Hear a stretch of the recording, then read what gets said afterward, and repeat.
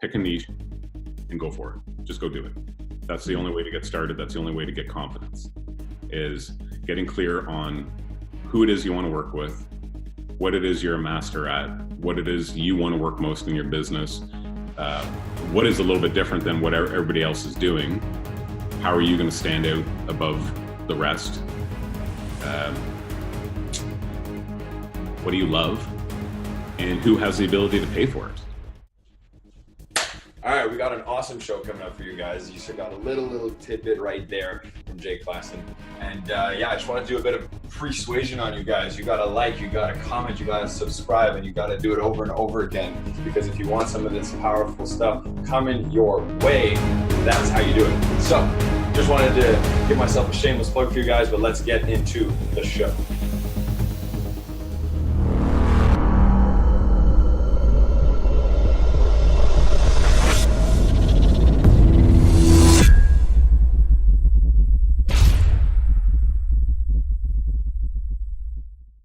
Hello and welcome everybody. I'm Oliver Wolf from the Wolf Syndicate Coaching, and I want to welcome you to another episode of the Ultimate Closer Show, where I take awesome closers out of their productive days to invest their time into you. And so together we'll talk about sales theories, philosophies, as well as actionable strategies, tips, and techniques to make sure that you're closing more deals. And so today on our show, we have another very special guest. His name is Jay Klassen. Jay runs his own very specialized coaching business focused on service entrepreneurs. And so just to tell you a little bit about him to add some context to why I really want him to be here for you, is that Jay, from a young boy, he looked at the world not for what it is, but for what it could be. From fixing cars to renovating houses and helping others, Jay transforms his world around him to the best that it can be. And so until one day, Jay found himself stuck one day sitting in a cubicle asking himself, is this as good as it gets? So with a family and a large home, Jay risked it all and left a well-paying computer desk job to follow his passion for running businesses and home renovations. What he learned was that while passion and confidence can win customers often, eventually everyday life, fatigue, and challenges can burn business owners out. And so Jay discovered that getting great at one thing in his field and strategic personal development were the answer. So when Jay went from being a generalist to a specialist in his business, he quickly began to earn close to $1 million annually. And so now, today, Jay Klassen is a business strategist and performance coach that helps entrepreneurs all over the world become sought-after, specialized experts in their field to frequently command higher prices and get more clients in their business. Now, on a quick personal level, I've known Jay since Canada Day of last year. And what I've come to love about Jay is his no bullshit, cutthroat attitude and transparency with what he sees in life and in others. And so I really hope you're someone who is self-aware of your emotions, because Jay will more than likely trigger you all day long without hesitation if he knows that it's something that's going to get you to evolve and transform. And so I hope that wasn't a little too direct for you, Jay, but I really feel that it encompasses your sort of style. Yeah, man. Well, I think that's a pretty honest approach. Thanks for having me here today. And I've never heard anybody quite put it like that, but I know that, and you just verbalize it, but thank you. Hey, that's what it's all about. That's what people hire me for, pay the big bucks. Yeah. Hey, I mean, like, that's the thing. Like, I'm a coach, you're a coach, and I genuinely believe that if you're a coach and you don't know how to be genuinely honest, authentic, straight to the point, then you're not worth a dime. Exactly. I've literally had customers jump from one coach to me only because of that attitude. And what I used to see as a bit of a curse growing up has actually really, really helped me in this business and helping other people get to the next level in their business as well. So not all is lost. And it's something I'm a bit proud of right now. It's just part of me, part of who I am, part of how I was brought up, just sort of that no bullshit, tell it as it is. And I honestly think I'm doing more people than favors than harm. So. Yeah, man. And it's like any duality in life. There's always the light and the shadow. And it's like, for sure, the shadow side of being very direct is you can offend some people, but the light side is you can also give people exactly what they need to hear. And that light side, if used properly, far outweighs the shadow side, right? Exactly. And what I've learned the hard way, and what actually but does work in business today, is you got to have haters. Right? So you got to have the people that love you, and you got to have the people that hate you, because the people that hate you are still talking about you. Right? Yep. Any press is good press. So that's a good thing to have. If you're just stuck in the middle and you're neutral, you're going to be invisible to everybody. Totally. Love it, man. So in the theme of sort of just being direct, I'd love to go straight to a very like assertive question, which is, Jay, what has been the greatest failure that you've had? Greatest failure, whether that's business, personal, whatever. And then of course, what's sort of the lesson that you derive from it that someone listening could just avoid that failure, hopefully, and just derive that golden lesson? That's a broad question. So I've had plenty of failures, and right out from a young age, whether it be relationships or my business. But the interesting thing about my failures is they all come together. They all surmount and feed off each other. So if I'm not vibrating in the right frequency in my personal life, my business goes down. And if my business isn't doing well, or I'm caught up in the tough times of my business, it can affect my relationships. It can affect my family. And I was for a long time very much a victim to my businesses, to my indiscretions in relationships and family and whatnot. And as soon as I was able to really get a hold of that and go on a bit of a personal development journey, then I was able to bring those together and realize that it doesn't have to be that way. They do need to be separated. And there was, your business is a total reflection of you.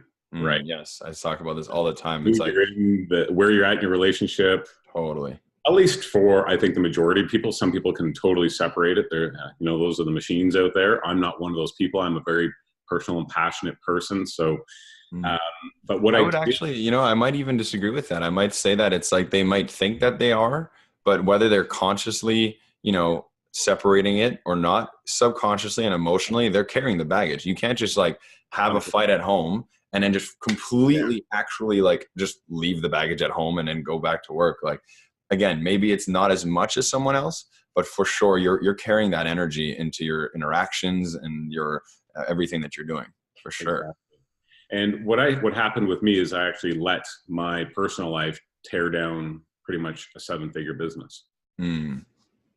Not realizing that it was my relationships and, my family life and stuff like that. I thought it was okay. It was bad economy, terrible customers. Everybody's cheap. Nobody wants my service.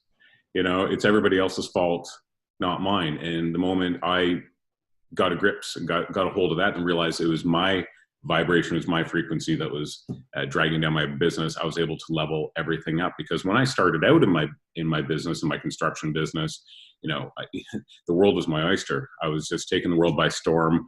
I thought I was the best. I knew I was the best, and nobody could touch it. Yeah, Muhammad Ali, right? It's like, I know I was the best, that's why I became the best. Yeah, exactly. I thought my customers even saw that. They even called me at the time. Like, I remember one customer said to me, Jay, he goes, "You're so, you come off really cocky and arrogant about your business sometimes." He goes, "But I love it. And that's why." He goes, "You're just super confident about it." But what happened along the way was I lost that. And that went down. So did my business. You could probably follow a graph and see Jay's personal life and his business life go up and down together. And as soon as I was able to tackle myself and realize that I was 100% responsible for my business, all past decisions, where I am at and where I'm going, then everything started to go back up again. So I would say, biggest failure in life was not being able to gauge that. I was just oblivious. I was oblivious that the two were in sync together. Yes. Yeah. Not taking responsibility. Yeah, that's a really, really good point. And I think that I like the way that you said it too. It's like not just like the failure is that, you weren't doing that, but the fact that you were oblivious to it. And I think that's the biggest problem is there's so many people that it's not that they're choosing to like, let their business go down because their personal life is going down. They just literally don't understand that the two are like synchronistic. right? And so I think that's a great way to put it, is that again, you were oblivious to it. You had no idea of it. You were ignorant to it until eventually something clicked. And I'm actually curious. I don't know if I don't think you really specifically identified it. What would you say was sort of the moment where it did click, where you're like, oh shit, like as my life goes down, my personal life goes down, so is my business. What sort of clicked? When was that? What was it? This is one question that I have a tough time answering. Mm-hmm. And I think it was just my time, and it was just enough was enough. I was tired of my hardships in life, and I wanted my thriving business back. I wanted my thriving life back. I wanted thriving relationships back in my life. And again, I went on a bit of a personal development journey, and it was actually just I think stuff online. I started reading, and something caught my attention about the laws of attraction, and I started studying and all that stuff, and realizing the vibration that you're in is what's attracting all your results in your life. And I changed myself. I was a more pessimistic, negative person. The sky was falling. I was always complaining, not realizing that had a direct correlation to my results. Mm-hmm. As I changed that, everything changed. Very cool. Yeah. And I think if I could even like reinterpret that a little bit, it's like really what happened is it was a sort of a minute, slow progression of like just starting to expand your awareness and ask some questions like, maybe what's going on? Maybe I should read a little bit about this. Maybe I should check this out, being open-minded to like these different ideas. Like, again, the law of attraction, there's so many people that they just don't understand it, first of all. And then second of all, because of their lack of understanding or what others have shared about it, they aren't open to it. And so then by that space of closing off, they just stay in that shell that they've always been in. And so I think the sort of the trigger for you was, one, enough is enough, but then more importantly, just being open to like, just sort of starting to explore. And then I think, you started connecting the dots, and now here you are, sort of thing, right? It's hard to ever say, I think, for anybody, there's any one good hard reason. I have meetings with people all the time. Had a meeting with, somebody about coaching yesterday. And it's the same thing. Why are they coming to me? It was literally, I said one thing and it just grabbed their attention, right? It was enough to say, hey, that's me. And maybe they don't even know they're in that space. Maybe they watched a video. Maybe they saw an inspirational quote. Maybe they saw some information. And it was just enough to say, you know what? Enough is enough in my life. I've got to do something about this. Some people never get there, unfortunately, and they just keep going down the same path. And then there's the people who reach out and get the help. I reached out myself and got the help. I went through personal development training and came back so fueled and armed with this information. I wanted everybody to know it. Totally. Yeah. And I guess that's sort of, I'd love to maybe dive into that story, because I think one of the cool things is a lot of the audience here that would be watching are service entrepreneurs. You specialize with service entrepreneurs, of course. And the reason why is you've had a lot of success in your service business. So I'd love to chat a little bit about your service business itself. First of all, like, what was it? And then really just sort of maybe a couple highlights that are general enough that any service entrepreneur can kind of click with a little bit. I don't know if that's too broad for you. We can definitely dive in a little, but yeah, what was the service business you had, and sort of what are some just main couple takeaways about that experience? Okay. So the service business I had, well, as you mentioned in my bio, I went from a computer job into construction, and I didn't really know what I wanted to do there. I just knew that I didn't want to sit in an office anymore, but I had this super passion for construction, and I was pretty good at it. I grew up around a handy dad and had all the tools, and it was something I just craved to get out and do. But as soon as I jumped into that business, I realized it wasn't as easy as I thought. That's pretty typical. As I thought. I was making a little bit of money. I was loving getting up every day, but I was actually starting to burn out pretty quick, because what I quickly realized was I was a generalist in that business, and I was a jack of all trades and master of none. I kind of came across it by accident. Nobody taught me this information. I just tapped into a market. I started finishing basements in specific. Construction industry. I got good at them. I had a neighbor who gave me one of my first jobs. He saw mine. He allowed me to do it. And then it just started to snowball from there. That neighbor wanted it. That neighbor wanted it. I wound up replacing my computer income within like 2 months of that, and never really looked back. I took basically a year off to gauge it, whether I wanted to try this out. And right away, I knew I couldn't go back. And the moment I became a specialist in the construction industry, I became sought after. Yeah, I like that a lot. And I think that, so again, like, maybe someone's thinking like, oh, I should do flooring because that's clearly what was successful here. It's like, no, it wasn't about that. It's that you chose a specific sort of niche or specialization or mastery and just like bang that out like just so well that if anyone thought of X niche, the answer was Jay Klassen kind of thing, right? Exactly. I mean, within a couple of years, I remember my neighbor hanging over the fence, not even really knowing. And he said, Jay, what is your secret to success? He goes, I'm a contractor too. He goes, your signs are all over the neighborhoods. Everywhere I go, I see your trucks going by and so on. And I said, I specialize. Simple as that. I picked one thing and I do it really, really well. I can scale it. I can repeat it. I can train people on it.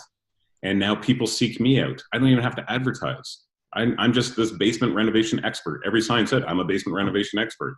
Who do people want to work with? They want to work with the experts. And when you work with experts, you can make more money. People seek you out. Yeah, I love that. So I think what I really definitely want to touch on there, it's like... kitchen company now. Sorry, go ahead. What were you going to say? Kitchen company now. Where is it? Kitchen manufacturing only. There you go. Easy, simple, to the point.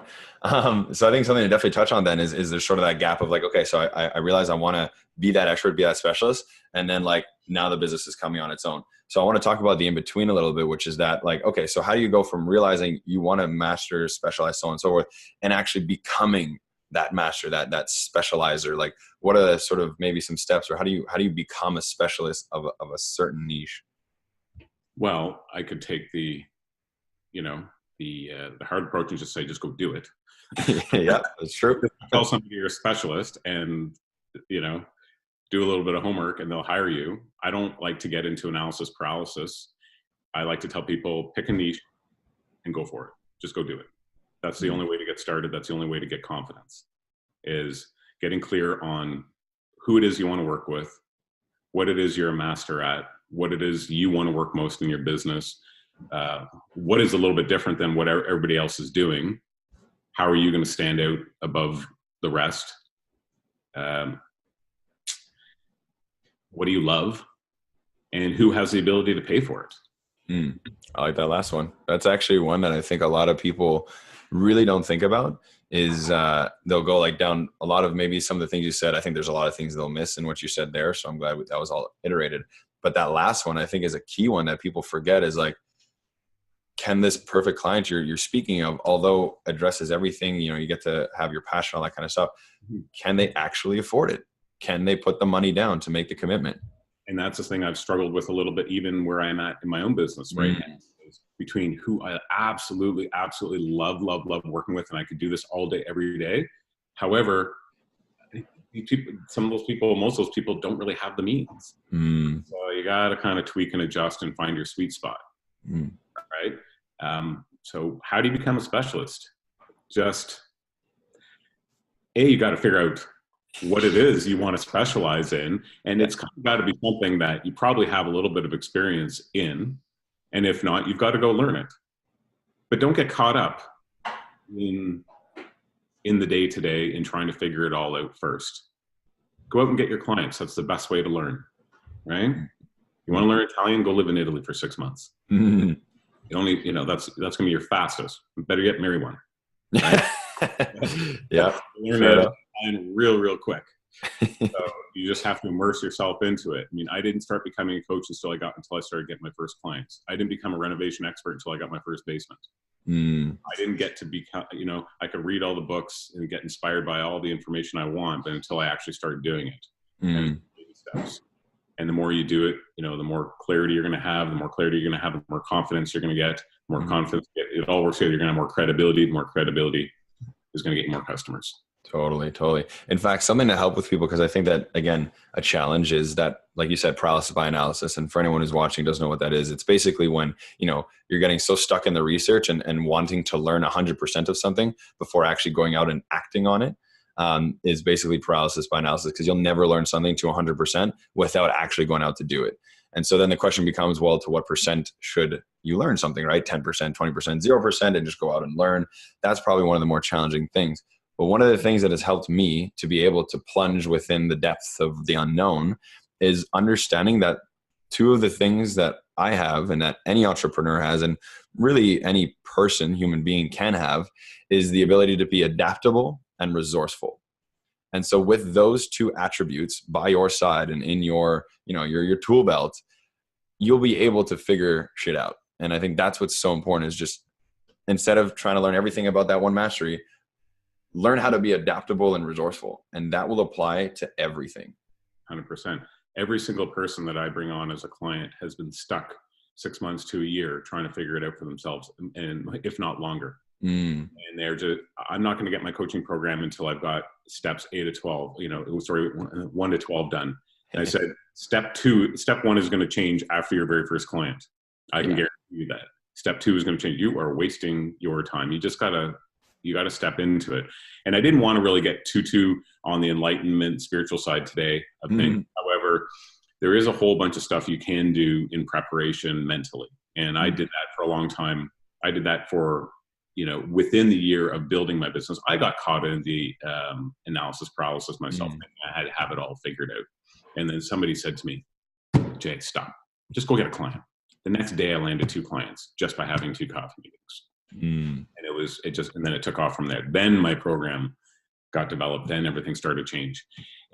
But what I did, I started to prepare mentally, visualizations, through meditation, through affirmations, through gratitude, becoming future self now, all that kind of stuff. So I could actually start to feel like that super coach that I wanted to be before I even got that client. So you can change your programming, change your paradigms, all that kind of stuff beforehand. You can become the person you want to be. But anyway, that's a whole other story. Well, I mean, I think it's definitely something worth touching on, because I know that, like, personally, from what I know about you, you're really in alignment with that whole side of things, again, visioning and all those things. Obviously, we're not going to dive into every one and unpack all of that, but I'd love to maybe unpack just one. And maybe what I would like to contextualize it as is, what's the one that if someone is doing none of them, what's a good one to sort of start with? And let's maybe unpack that one. Well, I'm going to just back up 1 second, because you said most people don't, and there's a lot of entrepreneurs. Most people out there aren't in alignment with their spiritual side, bring it together with their business side. And I've been touted saying, psychology is like 80% of the game. Although I've got a whack of strategy, the majority of my program is strategy. If you don't have your psychology in place, you'll never be able to execute fully through the good times and bad, without your psychology in place. If that was the case, we have 1 million books on strategy going around the planet. We have videos every day. There's training courses. If that was the case, every entrepreneur would be a millionaire if it was about the strategy. So think of it that way. Why do people fail? Why do the 99% turn around and give up? Psychology. You got to get that in place. Yeah. If your mentality isn't in check, like, the bad times are worse and the good times aren't great. Right. So no matter what, it's just lower or lower. Exactly. You don't have that together, you won't make it through. Yeah. So, I mean, that clearly then, if we're both in agreement about that, is an important topic. So let's touch that a little bit. Let's unpack that a little bit. What does that look like? Again, it's such a broad term. There's so much research being done, so much practicing being done. We know that this kind of stuff has been done for hundreds, if not thousands, and so on of years in different shapes and forms. What does it look like in the modern day? God, there's so many different aspects to it, but I'm going to start off on day 1. And this is going to be something that everybody's heard a million times. Hey, just because you heard it doesn't mean you're doing it. You got to have a big why. You got to have a vision. If you don't, from very day 1, know where you're going, if you don't know where you want to be in 5 years, 10 years, then what's pulling you? I mean, I created a vision for myself to the point beyond anything I thought I ever knew, what I thought I could do, and just went into the realm of the complete unknown, picturing what would my perfect life look like. And ever since then, it was, I love that Tony Robbins term, like, burn the boats, take the island. Like, no giving up. I can never go back to the way things were, right? Even on the lowest of days when I want to give up so hard, there's like, no way. Giving up is just not an option at this point. Then I'll just be like the other 99%. So you got to have a big vision. What is going to wake you up and pull you every day? What's going to remind you when you want to give up? What's at stake? You got to have a list of all the pain that you're about to bring yourself if you go back to the way life was. Yeah. And I'm reminded of that all the time. So that mixed with a whole bunch of things, and then that's what pulls me through. Yeah. And I mean, like you said, there's a whole bunch of things. I mean, this could be unpacked for hours at a time. But even just touching on the why a little bit, because you're right, like this is by far the most important, because again, with a strong why, you'll find out the how, you'll figure out the what, all that kind of stuff. Right. And so touching on the why a little bit, it's kind of where some people might have some difficulty is, well, how do you actually figure out what your why is? And one of the things that I definitely know that worked for me, there's different layers to my why, but one of my shorter term whys is basically, what's the lifestyle that I want, right? Like, what does my day-to-day lifestyle look like? How many hours of work am I putting in? What kind of income do I have? What kind of a place do I live? How much am I traveling a year? Like, just some clarity on the lifestyle that I want is a great sort of short-term why. What are your thoughts on short-term why? And then do you believe that there's such thing as, like, having a short-term why and then maybe a longer-term why and so on? Well, why, the word why itself is deep. It's really why. Sometimes if I examine, like, why do I want that? I read something recently on going like the 7 layers of why, 7 layers deep. Why do you want that? Yes. Why do you want that? Why do you want it? And you can usually find at about 7 is the sweet spot. You can find the core of why you want what you want. And often enough that there's a little bit of just self-servitude and ego in there, right? And how you're raised. So, however, I guess I want to touch a little bit more on the vision than the why, right? Why can be deep. It can be complicated. Sometimes I don't know why I want what I want, but I know what I want. And that is enough for me, right? And I don't think it's something you have to sit down and figure out. You can literally do this. I can ask this ask anybody within 5 seconds. What do you want? What do you really, really want? Don't think of something you know how to do. Don't think of something you think you can do. What is something you really want, like, that is beyond your wildest imagination? Imagine I just waved a magic outside of your current limitations, sort of thing. Everybody goes to the limitations. They start thinking about what they can have within their current income model, right? Or within their current lifestyle again, right? And I waved a magic wand over. What would your perfect life look like right now? Forget what you know. Forget who you know. What would it look like? And then it just starts rolling. And then, why can't you have that? Well, there's no reason why I can't have that. And then it becomes real. People just don't go there. If you don't go there, how do you get there? How do you get there then? And then start to deconstruct it from there, right? Reverse engineer how you're going to get there. Then it starts to become clear. You start to see all the clues the universe is leaving for you on how to get to that ultimate goal. And I just got obsessed with it. I just got obsessed with my vision and I started creating the goals to get there. Yeah, totally. Yeah, I think something you touched on maybe that I'd like to also dive into a little bit is, you said that sort of the universe leaves clues, right? Leaves opportunities and all that. And I think some people, they hear that and they're like, oh, what does this mean? What's this universe thing? Or, how does that actually work? And so on and so forth. And so personally, I'm starting to see that I'm becoming the bridge between logic and spiritual to a degree. And one of the things that I feel bridges that concept is the RAS, reticular activating system. And I know that you're all about that. So I'd love to sort of let you unpack that one. Please. Yeah. So I'm the absolute same. I was down the spiritual. I was a very practical guy. I dove into the spirituality side of things, and now I've dialed it back a bit into the more practicality side of things. Okay, so I like to find the hybrid of the two. I love to just use the universe starts to leave you the clues as a very general addict. But why do you think? Lots of people think vision boards. Yep. They think they're magical. Put this on your wall, and all these things are going to come to you. I say that's nothing more than your RAS. And for people who don't know, that's your reticular activation system. Many people have heard this analogy before, but you buy the blue Honda Civic, and all of a sudden you see a blue Honda Civic out on the road everywhere you go. Yes. You create that put that mansion, put that private jet, put that island on your wall. Relationship. Your brain is designed to filter out all the noise, 99% of the noise, or else I think we would just explode, right? And to focus in on the things that are important to you. So when you create this vision, you're looking at these items on your wall every day, your brain now goes to work to find them. How do I make this happen? I don't think it's magical. I don't literally think the universe is just dropping breadcrumbs. Maybe, I think there's a bit of both, perhaps, but we actually have a mechanism to sort out the noise and focus in on what's important to us. That's why we see that blue Honda Civic everywhere. That's why you start to see the things that are going to bring you towards the things on your vision board. Totally. That's why creating a vision for your life is so important, because you actually start to see the things that bring you there. Totally. Exactly. And then even beyond that, so that's the RAS, the reticular activation system, which you can do some research on yourself. Again, it's literally the filter to your brain, to your conscious mind. And it's super important to program it to look for the things that your mind actually wants, right? Now, beyond that, the other thing that's super powerful about something like a vision board, or just getting clear on your vision and so on, is one of the most important things to grow your business, yourself, and everything, is that it allows you to get clarity on what it is you want to talk about with other people. Right. So what are the things you talk about on a day-to-day basis? Is it just the news and the doom and gloom and this and that and so on and so forth? Well, you'll keep attracting those kinds of people, surrounding yourself with those kinds of messages and so on and so forth.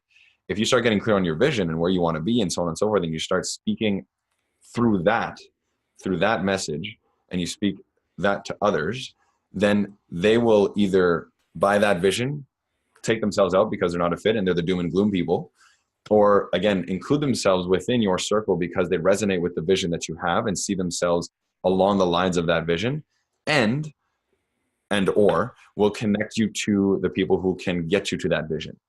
Right. So I think this is another important thing. It's one, it's like you're seeing and receiving through the RAS because, you're clear on your vision, but you're also putting out and projecting what it is that you want into the world such that it can respond. And I think this is what's so important. And again, a more practical way to look at what the law of attraction is about. Yeah, no, my network has gone from some very negative to extremely positive and tenfold in the last 2 years. Just through that. And I love that saying, your network is your net worth. Oh, yes. I don't mean financially, spiritually, emotionally, all that kind of stuff. Totally. For sure. Cool, man. So where we are now, we've gotten into some pretty cool topics. I think I'd love to maybe, let's see. I guess I'll ask you one of the questions that I asked all of my attendees or guests, if you will, which is, and I don't know if you put some thought towards this, but what's like an exclusive sales secret, or just an exclusive secret that you can share with the audience to guide them on their ultimate closer journey? Well, as far as secrets go, there's always practical answers to all those things. But we kind of started off on this topic, and that was really build a business that people want. Build a business that pulls people in, not that you have to push on to other people.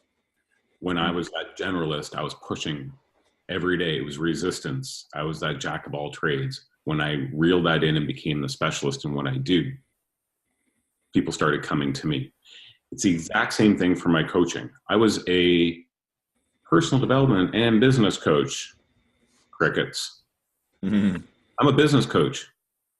Crickets. Okay. The biggest mistake is people start talking about, not what they do instead of why they do it. Like Simon Sinek talks about, people buy why you do things, not what you do.